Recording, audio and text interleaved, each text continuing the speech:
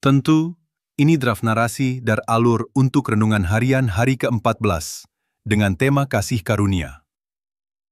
Kasih karunia yang mengubah hati. Renungan harian, kasih karunia yang mengubah hati. Pernahkah kamu merasa ada bagian dalam dirimu yang keras, dingin, atau bahkan penuh kepahitan? Mungkin ada luka lama yang tak kunjung sembuh, dendam yang terus membara, atau rasa takut yang membeku di hatimu. Kamu ingin berubah, tapi rasanya terlalu sulit. Hati seolah terpasung, sama seperti Saul yang kemudian menjadi Paulus sebelum bertemu Yesus. Hatinya keras, penuh kebencian terhadap pengikut Kristus, bahkan tega menganiaya mereka.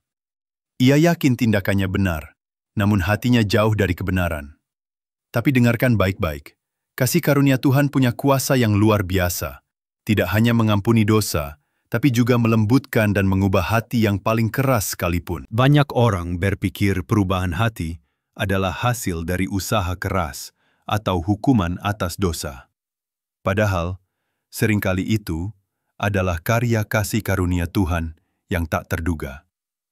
Kasih karunia yang melihat potensi di balik kelemahan, dan kasih yang mampu menembus setiap dinding hati. Ingat kisah Zakeus, pemungut cukai yang dibenci. Dia seorang penipu, serakah, dan mungkin hatinya penuh kekerasan karena profesinya. Namun, satu pertemuan dengan Yesus mengubah segalanya. Yesus tidak menghakimi, melainkan menunjukkan kasih karunia yang radikal. Yesus berkata kepadanya, "Hari ini telah terjadi keselamatan kepada rumah ini, karena orang ini pun anak Abraham. Sebab anak manusia datang untuk mencari dan menyelamatkan yang hilang." Lukas 19, ayat 9-10. Kasih karunia Tuhan tidak menunggu kita menjadi baik untuk mengubah kita. Justru, kasih karunia-Nya datang saat kita masih dalam kondisi terburuk, dan itulah yang menggerakkan kita untuk berubah. Kasih karunia adalah saat Tuhan memberi kita apa yang tidak pantas kita dapatkan, dan belas kasihan adalah saat Dia tidak memberi kita apa yang pantas kita dapatkan. Kutipan R.C. Sproul. Ini adalah kekuatan yang membuat hati yang beku mencair, hati yang keras menjadi lembut, dan hati yang benci menjadi penuh kasih. Iblis ingin kita tetap dalam kondisi hati yang lama, berbisik bahwa kita tidak akan pernah bisa berubah. Tapi firman Tuhan punya janji transformasi yang luar biasa. Aku akan memberikan kepada mereka hati yang baru dan roh yang baru di dalam batin mereka. Aku akan menjauhkan dari tubuh mereka hati yang keras, dan akan memberikan kepada mereka hati yang taat. Yehezkiel 11, ayat 19. Kasih karunia adalah hal paling ajaib di dunia. Itu adalah hal yang datang untuk mencari kita ketika kita tidak mencarinya.